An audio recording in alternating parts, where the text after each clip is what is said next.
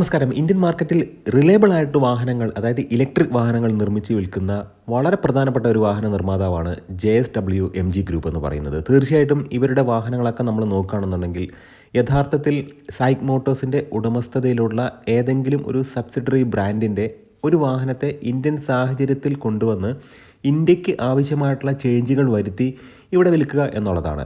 ഇപ്പോൾ നിലവിലുള്ള കോമറ്റ് എന്ന് പറയുന്ന വാഹനമാണെന്നുണ്ടെങ്കിൽ അത് വൂളിങ്ങിൻ്റെ എയർ എന്ന് പറയുന്നൊരു വാഹനമാണ്. MGയുടെ വിൻസർ എന്ന് പറയുന്നൊരു വാഹനം ശരിക്കും പറഞ്ഞിട്ടുണ്ടെങ്കിൽ വൂളിങ്ങിൻ്റെ ക്ലൗഡ് എന്ന് പറയുന്നൊരു വാഹനമാണ്. യഥാർത്ഥത്തിൽ അവർ റിസർച്ച് ചെയ്ത് ആരാണ്ടി ചെയ്ത് ഒരുപാട് കാലമായിട്ട് ഉപയോഗിക്കുന്ന ഈ ഒരു വാഹനത്തെ ഇന്ത്യയിലേക്ക് കൊണ്ടുവരുമ്പോഴത്തേക്കും സസ്പെൻഷൻ അടക്കമുള്ള കുറച്ച് കാര്യങ്ങളിൽ ചില വ്യത്യാസങ്ങൾ വരുത്തി ഇന്ത്യൻ സാഹചര്യത്തിൽ എങ്ങനെ അതിനെ അഡാപ്റ്റ് ചെയ്യാൻ കഴിയുമോ ആ ഒരു രീതിയിലേക്ക് കൊണ്ടുവരികയാണ് ചെയ്യുന്നത്. അതുകൊണ്ട് തന്നെ റിലയബിലിറ്റി ഇഷ്യൂസ് കമ്പാരിറ്റീവ്ലി കുറവാണ് ഇവരുടെ വാഹനങ്ങൾക്ക്. ഇന്നത്തെ ബ്ലോഗിലൂടെ നമ്മൾ ഡിസ്കസ് ചെയ്യാൻ പോകുന്നത് MGയുടെ വിൻസർ EVയുടെ ഒരു അപ്ഗ്രേഡ് വേർഷൻ വരുന്നുണ്ട്. അപ്പോൾ എല്ലാവർക്കും എൻജിൻ ബേയുടെ മറ്റൊരു വ്ളോഗിലേക്ക് ഹാർദമായ സ്വാഗതം. നമ്മുടെ വ്ളോഗൊക്കെ നിങ്ങൾക്ക് ഇഷ്ടപ്പെടുന്നുണ്ടെങ്കിൽ നമ്മുടെ ചാനലിനെ ഒന്ന് സപ്പോർട്ട് ചെയ്യുക, സബ്സ്ക്രൈബ് ചെയ്യുക, മാക്സിമം നിങ്ങളൊന്ന് ലൈക്ക് ചെയ്യുക. നിങ്ങളുടെ അഭിപ്രായങ്ങൾ തീർച്ചയായിട്ടും കമൻറ്റ് രൂപത്തിൽ രേഖപ്പെടുത്തുക. ഈ ഒരു വാഹനം ഓടിച്ചിട്ടുണ്ടായിരുന്നു, കുറച്ച് കാലങ്ങൾക്ക് മുമ്പ് ഓടിച്ച ഒരു അനുഭവമാണ്.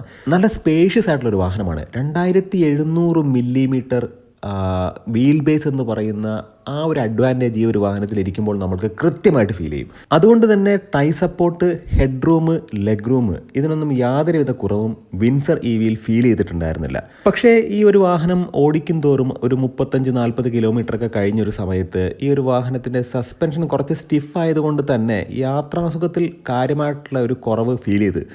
എക്സ്പെഷ്യലി നമ്മൾ ഈ ഒരു സ്റ്റിഫായിട്ടുള്ള സസ്പെൻഷനിൽ കുറച്ച് സമയം ഓടിക്കുമ്പോഴത്തേക്കും നമുക്കൊരു വൊമിറ്റിംഗ് ടെൻഡൻസിയോ അതല്ലെന്നുണ്ടെങ്കിൽ മേലുവേദന ഇങ്ങനെയുള്ള കാര്യങ്ങളൊക്കെ ഫീൽ ചെയ്തിട്ടുണ്ടായിരുന്നു. അത് പേഴ്സണലി എനിക്ക് തോന്നിയൊരു കാര്യമാണ്. എനിക്ക് വൊമിറ്റിംഗ് ടെൻഡൻസി വന്നില്ല, എന്നാൽ പോലും ഒരു അൺകംഫർട്ടബിൾ ഫീല് പലപ്പോഴും തോന്നി. കാരണം ഈ ഒരു വാഹനത്തിൽ കയറി ഇരുന്നപ്പോൾ തന്നെ ഈ ഒരു വാഹനത്തിൻ്റെ ടയർ നോയ്സ് ഭയങ്കരമായിട്ട് നമുക്ക് ശ്രദ്ധയിൽപ്പെടുന്നുണ്ടായിരുന്നു. കാരണം ഇതൊരു എയറോഡൈനാമിക് ആയിട്ടുള്ള ഒരു പ്രൊപ്പോർഷനായിട്ടുള്ള ഒരു വാഹനമാണെന്നുണ്ടെങ്കിലും ഒരു EVക്ക് യോജിച്ച രീതിയിലുള്ളൊരു ടയർ അല്ല കൊടുത്തിട്ടുണ്ടായിരുന്നത്. പക്ഷേ അങ്ങനെ നോക്കുകയാണെന്നുണ്ടെങ്കിൽ അതിനൊരു കുറ്റമായിട്ട് നമുക്ക് പറയാൻ കഴിയില്ല. കാരണം ടയർ എന്ന് പറയുന്നത് ഒരു വസ്തുവാണ്. അത് ഒരു പ്രതലത്തിൽ ടച്ച് ചെയ്യുമ്പോൾ ഉണ്ടാകുന്ന ഫ്രിക്ഷൻ, ആ ശബ്ദം തീർച്ചയായിട്ടും കേൾക്കും.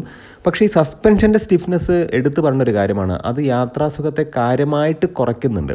രണ്ടാമത്തെ കാര്യമെന്ന് പറയുന്നത് മെക്കാനിക്കലി ഒരു വാഹനം വളരെ ഫിറ്റാണ്. അതായത് ഈ ഒരു വാഹനത്തിൻ്റെ മോട്ടർ ആണെന്നുണ്ടെങ്കിലും സസ്പെൻഷൻ ആണെന്നുണ്ടെങ്കിലും ആക്ച്വേറ്റേഴ്സ് ആണെന്നുണ്ടെങ്കിലും വളരെ മികച്ച നിലവാരമുള്ള ഒരു ക്വാളിറ്റിയിൽ നിൽക്കുന്നതാണ്. ഇപ്പോൾ ടാറ്റയുടെയൊക്കെ ഈ ചാർജിങ് റിലേറ്റഡ് ആയിട്ടുള്ള പ്രശ്നങ്ങൾ, അതുപോലെ തന്നെ ഈ മഴയുള്ള സമയങ്ങളിലെല്ലാമുള്ള ചാർജിങ് റിലേറ്റഡ് പ്രോബ്ലംസ് ഒക്കെ ഒരുപാട് നമ്മൾ കണ്ടിട്ടുണ്ടായിരുന്നു. പക്ഷേ അങ്ങനത്തെ പ്രശ്നങ്ങളോ കോമ്പാക്റ്റിബിലിറ്റി ഇഷ്യൂസൊന്നും ഈ ഒരു വാഹനത്തിൽ കാര്യമായിട്ട് തോന്നിയില്ല. നല്ല ഏരിയ ആയിട്ടുള്ള ഒരു ക്യാബിനാണ്, നല്ല തൈ സപ്പോർട്ട് ഉണ്ടായിരുന്നു. പക്ഷേ ഈ വലിയ ഗ്ലാസ് ഏരിയ ഉള്ളത് കൊണ്ട് തന്നെ നല്ല രീതിക്ക് ചൂട് അകത്തേക്ക് വരുന്നുണ്ടായിരുന്നു. എക്സ്പെഷ്യലി ഫ്രണ്ട് ഗ്ലാസ്സിൽ നിന്നൊക്കെ നല്ല ഹീറ്റ് നമുക്ക് ഫീൽ ചെയ്യുന്നുണ്ടായിരുന്നു. പിന്നീട് പ്രധാനപ്പെട്ട ഒരു കാര്യമെന്ന് പറയുന്നത് ഈ ഒരു വാഹനത്തിൻ്റെ ഇൻഫർടൈൻമെൻറ്റ് സിസ്റ്റം സംബന്ധിച്ചിടത്തോളമാണ്. ഇൻഫർടൈൻമെൻറ്റ് സിസ്റ്റം ഒക്കെ പലപ്പോഴും ലാഗായിട്ട് തോന്നിയിട്ടുണ്ടായിരുന്നു. കാരണം പല സമയത്തും നമ്മൾ കണക്ട് ചെയ്യാൻ ശ്രമിക്കുമ്പോഴത്തേക്കും, മൊബൈലിൽ കണക്ട് ചെയ്യാൻ ശ്രമിക്കുമ്പോഴത്തേക്കും അതിൻ്റെ കോമ്പാക്റ്റിബിലിറ്റി ഇഷ്യൂസ് അല്ലെങ്കിൽ കണക്ടിവിറ്റി ഇഷ്യൂസിനൊക്കെ ചെറിയ പ്രശ്നങ്ങൾ ഫീൽ ചെയ്തിട്ടുണ്ടായിരുന്നു. അത് മാത്രമല്ല ചില സമയങ്ങളിൽ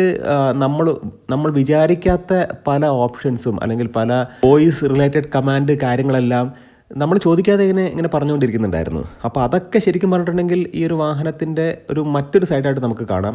മെക്കാനിക്കലി വാഹനം നല്ലതാണ്, പക്ഷേ ഇത്തരത്തിലുള്ള ഇൻഫർടൈൻമെൻറ്റ് റിലേറ്റഡ് ആയിട്ടുള്ള പ്രോബ്ലംസ്, ബഗ്ഗുകൾ വളരെ കൃത്യമായിട്ട് നമ്മൾ നോട്ടീസ് ചെയ്തിട്ടുണ്ടായിരുന്നു. അതർ ദാൻ ഈ ഒരു വാഹനം ഒരു പെർഫെക്റ്റ് വാഹനം തന്നെയാണ്. ഒരു ചൈനീസ് വാഹനം എന്നുള്ള രീതിയിലേക്ക് നമ്മൾ നോക്കുമ്പോഴത്തേക്കും അതിൻ്റെയൊക്കെ മുകളിലൊരു ക്വാളിറ്റി ഒരു വാഹനത്തിനുണ്ട്. ചൈനീസ് എന്ന് പറഞ്ഞ് നമ്മളതിനെ തള്ളിക്കളയേണ്ട കാര്യമൊന്നുമില്ല. വാഹനം ക്വാളിറ്റി ഉള്ളതാണോ, അത് ചൈനയാണെന്നുണ്ടെങ്കിലും ഇന്ത്യ ആണെന്നുണ്ടെങ്കിലും ജാപ്പനീസ് ആണെന്നുണ്ടെങ്കിലും നമ്മൾ അതിനെ മാത്രം ഫോക്കസ് ചെയ്താൽ മതി. വേറൊരു കാര്യം എടുത്തു പറയേണ്ടത് 2025 പകുതിയോടുകൂടി 50 kWh ബാറ്ററി പാക്കോടുകൂടി MG വിൻസർ EVയുടെ മറ്റൊരു വേർഷനെ അവതരിപ്പിക്കാൻ പോവുകയാണ്. നിലവിലുള്ള റേഞ്ചിനേക്കാൾ ഏകദേശം ഒരു 120 കിലോമീറ്ററോളം അധികം ലഭിക്കാനുള്ള സാധ്യത ഉണ്ട്. ടോട്ടലി ഒരു 470 കിലോമീറ്ററിന് അടുത്ത് ഈ ഒരു വാഹനത്തിന്, അല്ലെങ്കിൽ 470 അല്ലെങ്കിൽ 500 അടുത്ത് ഈ ഒരു വാഹനത്തിന് ക്ലെയിം ചെയ്യാനുള്ള ഒരു റേഞ്ച് തീർച്ചയായിട്ടും ഈ 50 kWh ബാറ്ററി പാക്കിൽ വരുന്ന ആ ഒരു വേരിയൻറ്റിന് തീർച്ചയായിട്ടും ഉണ്ടായിരിക്കും. എങ്ങനെ നോക്കിക്കഴിഞ്ഞാലും നമുക്ക് പ്രാക്ടിക്കലി ഒരു 450-420 അടുത്ത്, 20 മുകളിൽ തീർച്ചയായിട്ടും എന്തായാലും കിട്ടും.